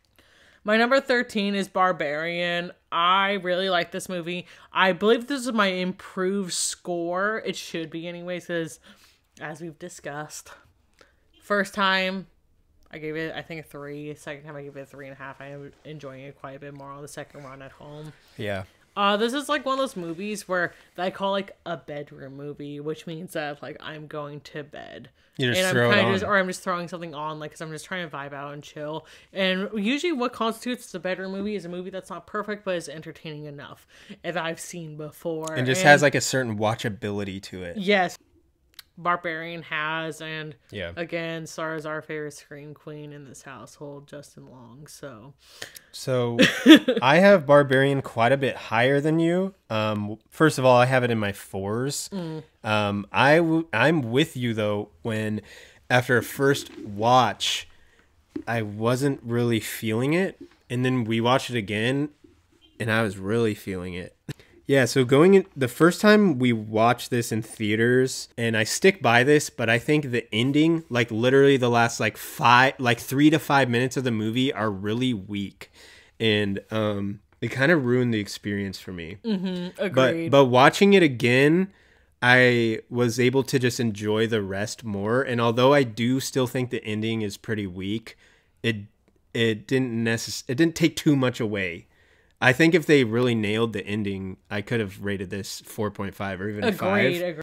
And one thing I appreciate is that Justin Long's character was a bitch from start to end. And he's hilarious. Really he was hilarious. And also, again, I gotta give props to, what's that guy's name? Zach Krieger? Is that his name? The director? Yes. Yes. I feel like first movie, right? Yeah, first movie. Great job. And also, I feel like he took that humor from Wise Kids You Know into this for sure. Yeah. And really used it in a way that worked, like especially with Justin Long's character. And also, this might sound like something, but like I feel like sometimes when we have a really unlikable character, and that's like the point. Scripts are hesitant to pull their punches, but they pulled their punches with Justin Long. Yeah. In the sense of being like, oh, fuck, this guy's a douchebag. Yeah, and also, I want to say, like, in a way, I wish we had more Bill Skarsgård. Yes. But at the same time, I kind of got to give them props because they kind of screamed me. Because I thought Bill Skarsgård was going to be like the main character throughout the whole movie. That's a really good comparison, actually. And then he fucking dies like pretty quick. Yeah. Yeah, like they Drew Barrymore'd Mr. Skarsgård. And I really also, I'm a like big fan him. of Bill Skarsgård. Yeah, I really like him, and I thought he was really good in this movie. But it was such a surprise when he died that I have to see when that happened. Yeah, I have to commend them for that because I was not expecting that at all. I wasn't expecting a lot of things that happened in the movie. Yep. Which is part of why I liked it so much. My number 13 slot is We're All Going to the World's Fair. I'm more offended by that than Scream 5. And my number 12 spot goes to Terrifier 2. And like I've said before, All Hallows Eve, piece of shit movie. All Hallows Eve 2, even worse. Don't even think about it. Terrifier 1. Rewatching Terrifier, it wasn't that bad. Terrifier's fine. It's just a fucking ugly movie. If that movie wasn't so fucking hideous, I probably would. The look of it didn't bother me so bad for some reason. However, Terrifier 2, this is when that lanky ass clown really won me over. And I felt like Art the Clown is truly a horror icon. And he completely won my heart. Like, I am obsessed. The thing about Terrifier 2 is that we have to respect it's like just what it's done. Like, simply enough. I don't think we'd be getting movies like Cinemarink or like fucking Outwaters or like Christmas Bloody Christmas or the fucking Grinch movie or Winnie the Pooh movie. None of that should be happening if Terrifier 2 wasn't such a fucking success or even landed itself into theaters. Because the thing is, it got itself into theaters to begin with. A theater in general, and then major theaters, and then it just kept being brought back and back and back, and like Terrifier 2, they fucking kicked that door open and everybody else had the opportunity to run through at the same time. And I'm so happy about that, and it got so much money. Like, big congrats there. With Terrifier 2 as well, is that my thing is I had zero intentions of seeing this in theaters because I did not enjoy the first Terrifier movie. I ended up revisiting after watching Terrifier 2.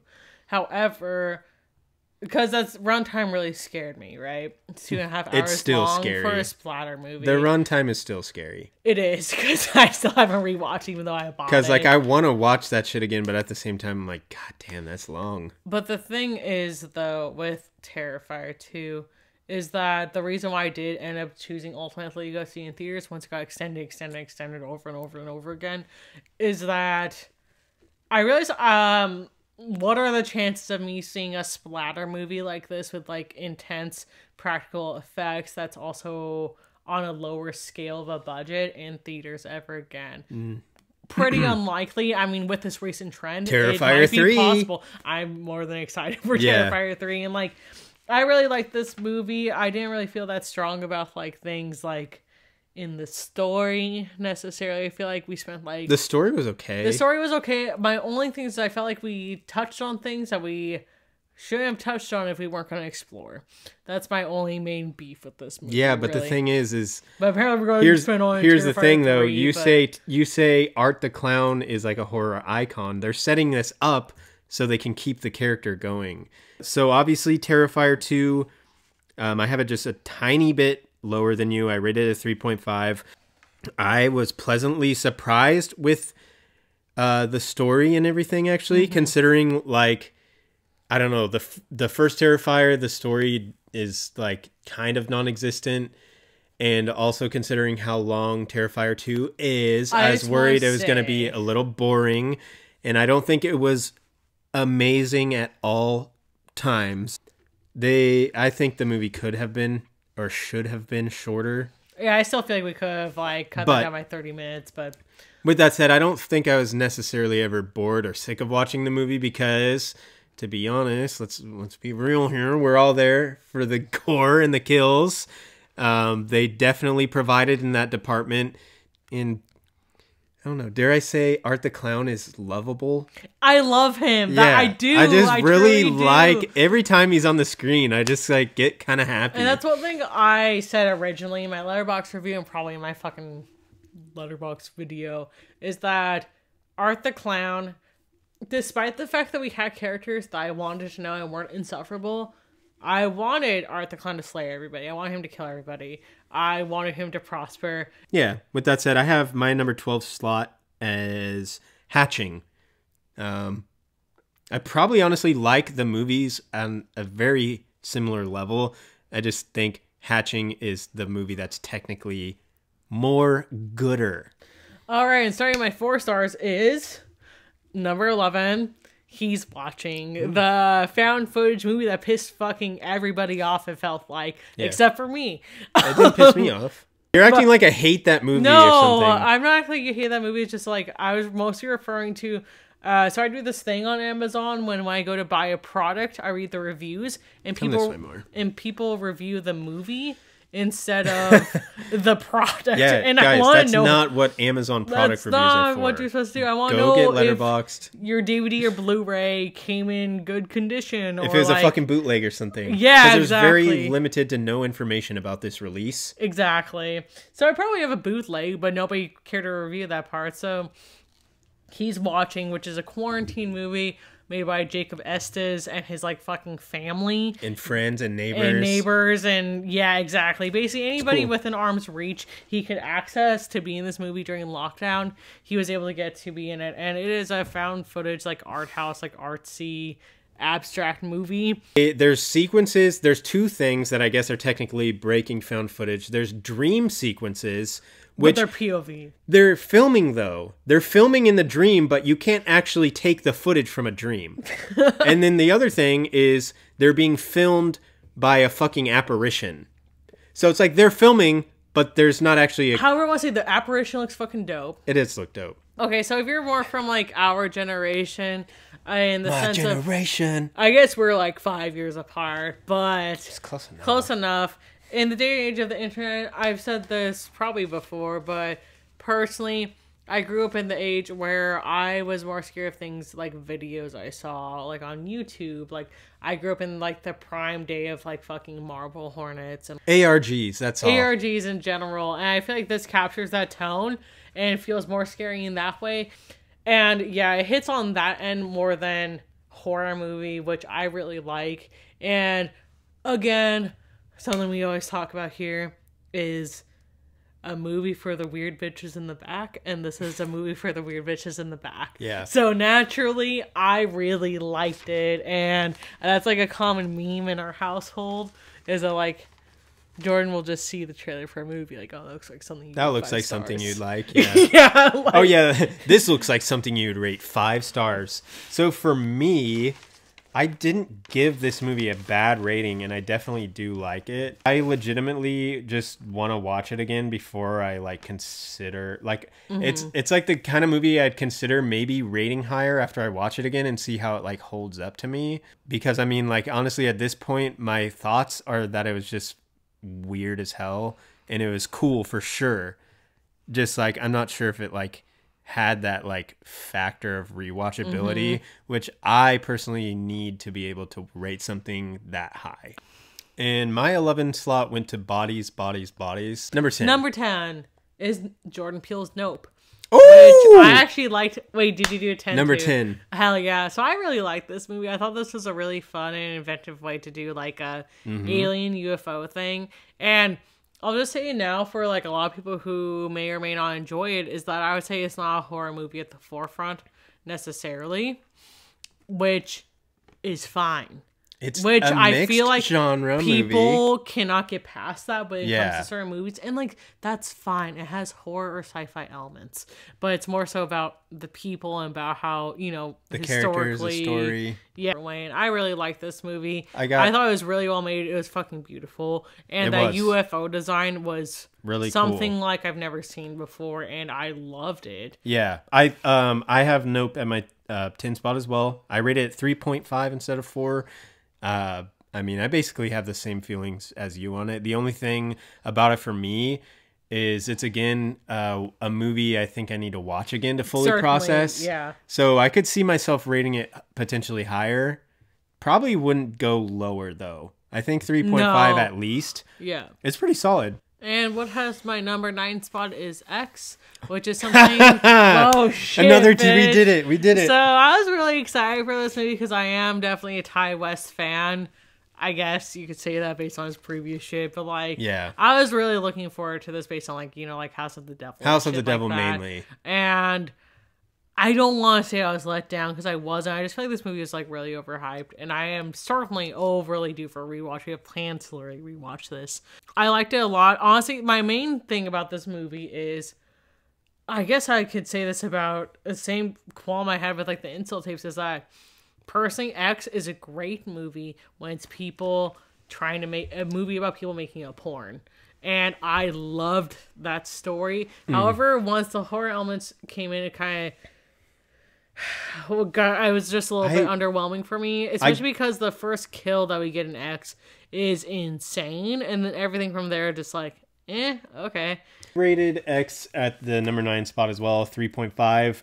Again, I want to rewatch it, especially after watching Pearl, because obviously we haven't mentioned Pearl yet. Pearl won my heart. Yeah, just like Art the Clown. I'm not going to give away where it's at on anyone's list, but obviously it's higher because we haven't. None of us have mentioned it yet.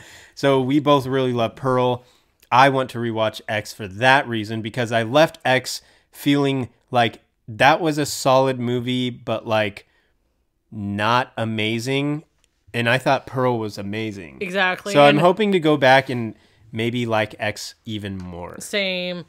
I do agree with you that the movie itself is really well made, and it felt a little lackluster in the scares towards the end, except for that first kill. The first kill was fucking gnarly. But that's also part of the issues that I do have with that movie is that they made the first kill so good. And then none of the other kills like really lived up to it after. Watching Pearl made me want to rewatch X. It made me excited for Maxine. And it also kind of makes me hope they make another movie from like in between Pearl and X. Badly. I would just want to know what they've been up to all this time. Because they really left us at an awkward point. Like, were they really just chilling, being weird as hell out there? We'll get there. Maybe we'll know later. In my number 8, another weird bitch movie for the weird bitches in the back, which is We're All Going to the World's Fair, which I fucking loved. I would not say this is a horror movie. I feel like that's kind of... Yeah, not really. It has horror elements, I guess, but I feel like that's like another issue where I feel like... How scary is real life to you? Oh, horrifying. Why Happiness is one of the scariest movies I've maybe seen. It is a horror movie because, I mean, that movie's really grounded in, like... a real concept of like a lonely teenage girl living on the internet with like bad parents, bad role models in her life, you know? That's real horror, I guess. And that's something I want to say about this movie is that I feel like marketing did this one like dirty because it's marketed as like a horror found footage movie, which isn't necessarily true. It's kind of more like a coming of age movie. Exactly. That's why I describe it to people. And like I'm on the end where I was like, I still consider myself to a degree a perpetually on the internet person. Like at the time when I was a teen, a vast majority of my friends were on the internet as opposed to real life. And I feel like that's a really important aspect here, at least being able to understand that concept. Because that's what's going on with our main character, Casey. And that's the thing. The premise of this movie is that she decides to participate in the World's Fair Challenge, which is just like any other kind of like ARG creepypasta thing. And that's kind of where she, I guess, would say just completely divulges in like escapism from her, how shitty her real life is. Yeah, but to the point where things go off the rails. Yeah. And you kind of see this like unravel. Yeah. I think the main thing I take away from that movie that hasn't already been mentioned is I just like how like kind of like quiet and calm and dreary it is. Also the soundtrack from Alex G is like, yeah, the really soundtrack nice. And everything, the scenery, like where she's at, like it looks like she's legitimately in some bumfuck nowhere town. There's like snow. Huge believability with that. Yeah, I think everything about the movie feels pretty realistic and relatable. Some people maybe not. I only rated this a little bit lower than you. I overall like it. And again, like you're mentioning, bedroom movie. Go Definitely. put that shit on in your room and just kind of chill out. And like when you're getting ready for bed or whatever, it's definitely good for that. And my number 8 slot, and this is also my first 4-star. I have less 4 and 4.5s or 5s as you, I guess. But yeah, my number 8 slot is The Black Phone. Okay, so number 7 is another weird bitch movie that I feel like should be rated much higher for how strongly I felt after leaving the theater and how I fucking pre-ordered it, the Blu-ray, immediately, and I'm waiting for it. And that movie is Bones and All. Again, a movie that I wouldn't outwardly say is a horror movie. It is definitely like a moody, artsy, like drama with like a horror motif to it, since it is at the end of the day about people who are genetically cannibals, if you will. They have urges and like a need to feed like a vampire, but they're not vampires. And I thought that was really unique. I also feel like the casting for this was really great. Perfect. With Taylor Russell and Timothy Chalamet. Like, they look like real people in this movie. I would see that couple downtown. Exactly. And I feel like you feel a lot while like watching this like blossoming relationship, and you're kind of wanting it to go good. And so that's when our ending fucking kicks you in the ass. Yeah. Because it doesn't, you know, it's not going to go good no matter how badly you want it to. I'm surprised that didn't make you cry. Oh, I was holding it back. Yeah, I was holding it back on the tears. I feel like same. Basically, Taylor Russell, her character, learns that she is a cannibal. Or I guess she knows always because she fucking cannibal shit. She knows. Urges to eat people. Her dad gets up and leaves, and then she decides to take a train to go try to find her mom. However, she encounters Timothy Chalamet, and they can smell that they're cannibals on each other. First she encounters Sully, and that is one of the most creepy characters in a movie. I was gonna say movie characters. That is one of the most creepy movie characters I've seen. And the thing I love about Sully is that here's the thing: creepy and memorable. This movie, the entire movie, although they're traveling, takes place in like small towns. He feels like a small town guy that's a fucking character, if that makes sense. Which, if you were a small town person, you would know. We all have that guy, you know, and they're like bored out there, so they're making like their own personality, like entertain themselves, basically. Since we're so close to the end, I'm not going to mention where I have this rated, but I will say my 7 slot went to Mad God. So obviously I have Bones and All rated higher than you. I feel like I should have rated it higher in retrospect, especially for how much I talked about this movie afterward and how much I feel like I'm going to watch this again. I still and think how about well it. made it is.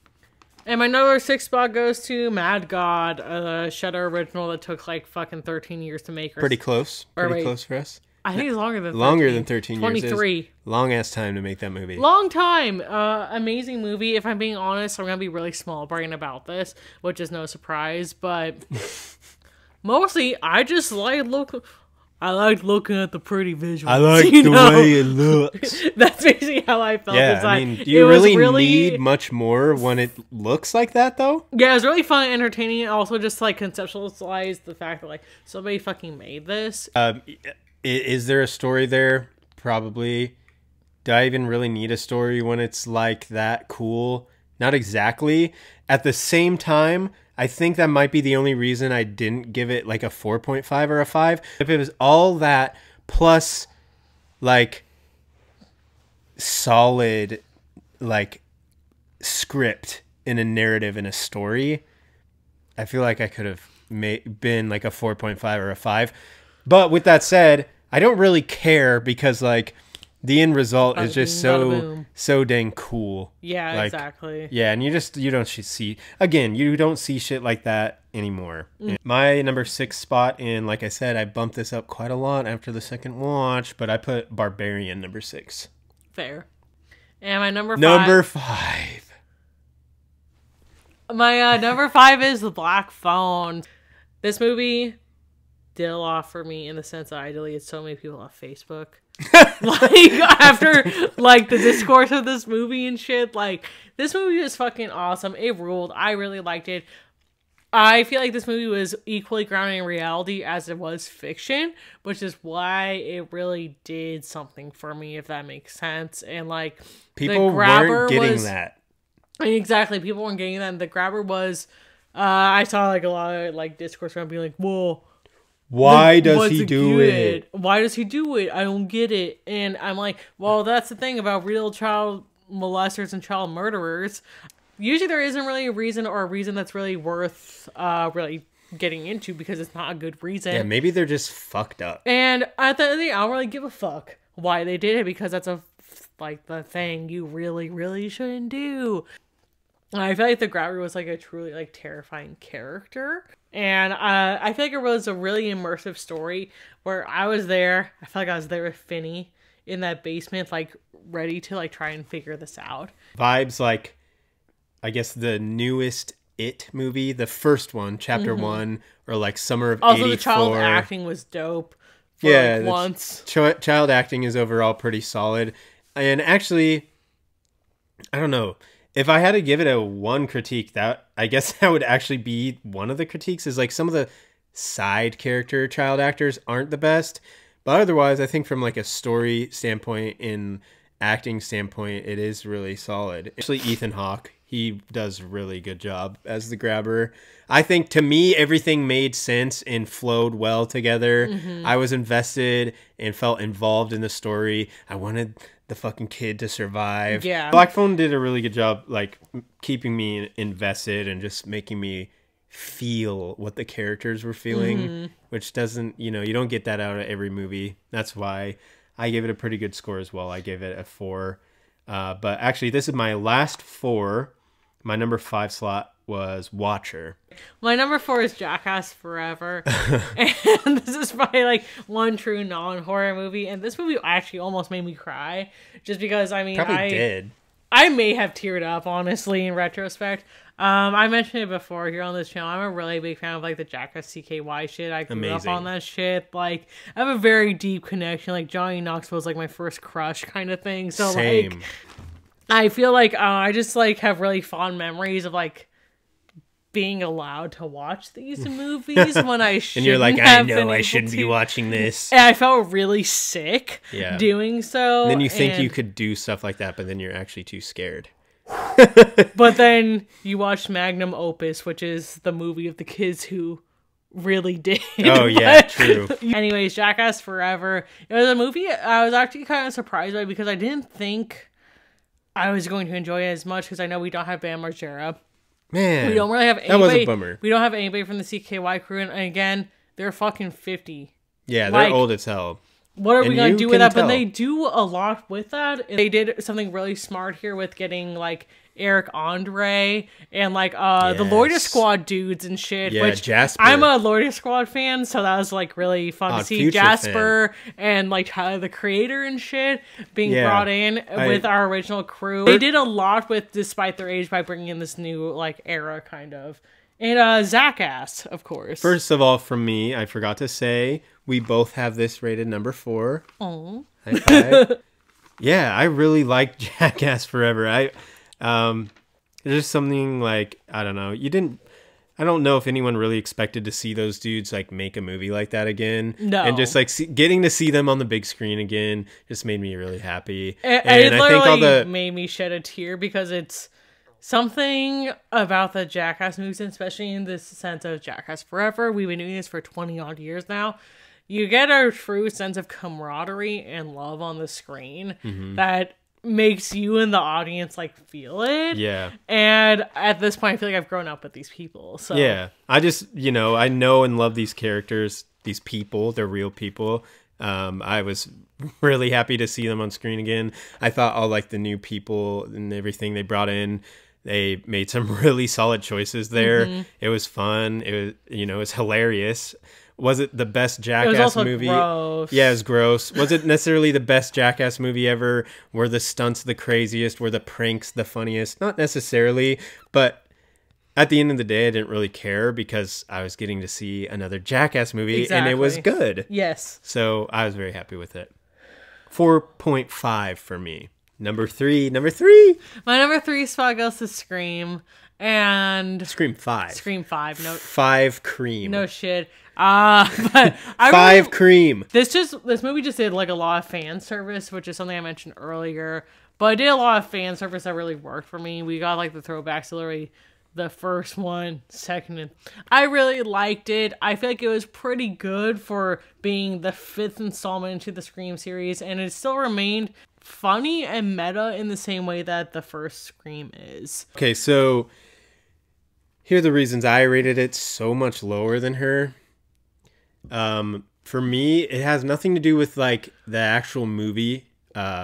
When it comes to like the writing, like any of the events that took place in the movie, the acting, all like the kills and everything, all that stuff is good. But like the movie was so hideous to look at, like the way it was shot was bothering me so bad that like it was actually keeping me from enjoying it a lot of the time. And I will say that is, I've only watched the movie once, so that's absolutely something that could change if I watch it again. Maybe we will, kind of like I need to before we see Scream 6. We'll watch it again before we watch Scream 6, absolutely. But kind of like with Barbarian, like where the end of the movie bothered me so bad that I felt like I didn't enjoy the rest of the movie. I felt like the camera was bothering me so bad in 5 Cream that I was just like, so immersed in the story. It kind of ruined the movie for me. Maybe I watch it at home and it's not a big deal. Maybe like the camera work just didn't translate to the big screen as well. Like maybe it'll look a little nicer on a smaller TV at home. But like seriously, it was so distracting to me because like every single shot was a close up. And even like the long shots are still like super zoomed in, and it just, I don't know. There's something about the look of the movie that was really bothersome and distracting and kind of kept me from enjoying the other parts.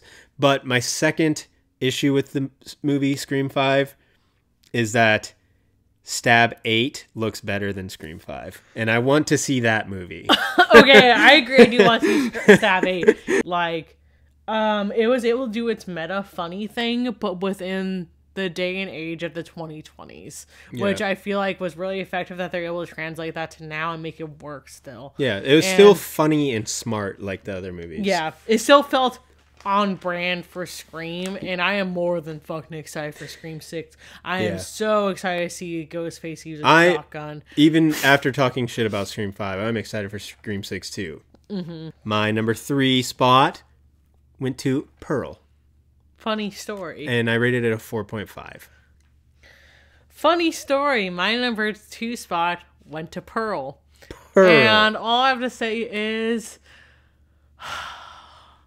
I loved Pearl. Bitch. Yeah, no, seriously. Work, bitch. Maybe I'm speaking. I feel like this is one of those moments where I'm speaking for like all the mentally ill women in the room. Where I feel like I've never been as seen and heard by a movie in my life. And I just really loved Pearl. I did not give a shit about her origins going into this, but now I really do, and I'm really invested. Absolutely. And I love the character arc of Pearl. I love how we got to see how she got to be this point. And the other thing with Pearl is that we go most of the movie not truly knowing whether or not she's a star. You know? She's totally not, dude. She's totally a mid woman that's very horny, who thinks she deserves better. Yeah. But here's the thing, though, is that you're convinced this whole movie that she truly is that she's a star. You're convinced, and I felt it, and I felt... She has me convinced. Still, and I've seen the movie. I think she's a star. I still think she's a star, even though like she's literally not. With like the horror and like scream in her, like the sound of her voice when she gets rejected from her like little audition, like I felt that deep in my core, and I felt so fucking sad. As another thing about Pearl too, and I mentioned this with Art the Clown from Terrifier, is like I feel like I love Pearl. Yeah. Like, I feel like she's awesome. Also, and I know, but she's not a good person or like a character that like I'm supposed to necessarily like because of what she's doing. But and that's the thing about Pearl for me, is that although clearly what she's doing is batshit, she's like literally like being a fucking insane person. She's like, valid people, though. She's valid. But like, no, I feel for her so much that Yeah. I'm justifying her actions in my mind while watching it, and I'm like, Yeah. She deserved that. Yeah, Like, she can do that. Like, going into Pearl, I wasn't sure what to think because of like the, I guess, artistic direction, like the visual style and stuff. In the trailer, it shows her like audition where there's like, it looks like a big play, and I thought that would be like a big part of the movie, and it totally wasn't. Like, I couldn't take my eyes off it while watching it. And I thought about it for days. Yeah, is the thing. couldn't stop I originally thinking about rated this it. lower, but I bumped up to a 5 because I just couldn't stop thinking about Pearl, and I love her. The characters, all the characters, not even just Pearl, mainly Pearl, but not just Pearl. All of them work well. And yeah, the visual style that I wasn't sure about actually ended out working really nicely here. It's usually not like the kind of thing I'm a huge fan of, but I think it was done right and it made sense for the movie. I already committed Mia Goth, but like she's fucking like amazing, and like Yeah. she really sold that performance, like She goes especially crazy. of Pearl. Like literally, she goes crazy in that movie. She's insane. Like, I mean, she literally Like, kills people. She literally kills people, and commits she's murder. literally fucking crazy. And she's in that movie. literally fucks a scarecrow. She literally fucks a scarecrow. And who knows who could have seen. I guess lastly here, my number 2 goes to The Sadness. Which I guess at this point should come to no surprise what's going on for me. My number 1 is The Sadness. I plan on getting... The Sadness is number 1. I plan on getting like a tattoo of this movie. I enjoyed it so much. Also, this movie did a lot, in my opinion, in terms of bringing extreme into the mainstream and making like... Now that the extreme marketable. That is a movie I wish we could have seen in theaters. Yes, that would have been amazing. I just like absolutely like love this movie just mostly because it really starts the bang, and I don't know what it is, something about just how cognitive the like infected people are. Yeah. Really has like an impression. I've always been like interested in the crossed comics, but like I don't know how to read. Yeah. So like I've never read obviously anything. The Sadness is a perfect choice for me, and like this movie's really funny in like a raunchy like way, and if you have maybe that kind shouldn't of humor, always be laughing, but it's fucking but funny. it's hilarious. Like, and it's really disgusting and wet. I always say make horror movies wet again, and this is a movie that fucking too made many shit dry wet again. horror movies out there. What is up with that? Dude, I want to see the goop. I want to see the goo. Yeah, I mean, and how thick the goo is too. So obviously, like the standout aspect of The Sadness is the violence and gore, and you stay for that, but you also get like an intriguing story. Yes, it is gory, it's bloody, it's at times disturbing and fucked up. It's also at times very funny and purposely comedic, comical. Yeah, Whatever, and all of that in like non-stop action form. that's like, the thing, it never stops. There's It literally absolutely either never something fucking stops. bloody and gory, something fucked up and disturbing, or something funny happening Something at raunchy. all times. And yeah, I think the jokes, they all land. All the gore looks incredible. I will never like, they break that guy's like, what is it? His arm when he does that? That's his arm, on right? On the steps. Yeah, that is like, that shit made me cringe. And you just get like a super bleak ending. Yep. I think my last thought on the movie is, other than everything else we mentioned, well, she mentioned it's goopy and wet, and that's part of like the visual aspect, but I don't think that's the only visual aspect that made the movie work well. I think they obviously put a lot of effort into like the lighting and like recoloring or whatever, color grading and stuff like that. There's even a special feature on the Blu-ray we have where they go in depth about like how much they change the way every scene looks. And it's all very meticulous and purposeful. And I think that they really nailed this movie from a visual standpoint. And if I'm being honest, this is I think Less this is gory, the though. 5th time you guys have heard me talk about this We keep movie watching it. because I've watched it like 3 or 4 times. We watched It's it with my movie- dad on Christmas, or was that Thanksgiving? One of the two. Whatever. This is my movie of the year, and I have a full video on it. So, Right. Oh, well, with that said, your movie of the year is The Sadness. I almost didn't do this, but I ended up doing it. I put Bones and All as my number 1. honestly, totally respectful, and I understand. I feel like Bones and All should be my top. Yeah, it was like that movie where I like I said Watcher was one of my most surprising movies of the year, and I'd say Bones and All was the most surprising movie to me of the year. I watched the trailer and I thought it looked pretty decent. But like, man, after going in there, like I couldn't stop thinking about that movie. And like the more I thought about it, the more I liked everything about it. All right, guys, and that concludes our list of best to worst. Or wait, Worst to best. worst to best of 2022. That was a lot of talking. A lot of movies. That's a lot of goddamn movies. Fucking 46 movies. That's crazy that we watched 46 movies that came out this that year. one single year, and we missed a bunch of stuff too. Yeah, well, there's a bunch of shit we didn't see in theaters or in at general. all. Yeah. So, yeah, that's even missing stuff. Here's what I want you to do. Sound off in the comments. Go through every movie on our list and compare with both of our lists, and then make your own list comparing to our separate lists that are not the same.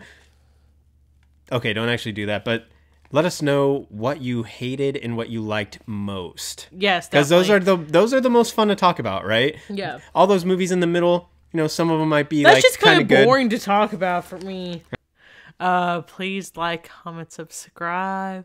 I've said that shit 1,000 times. All my links are down below.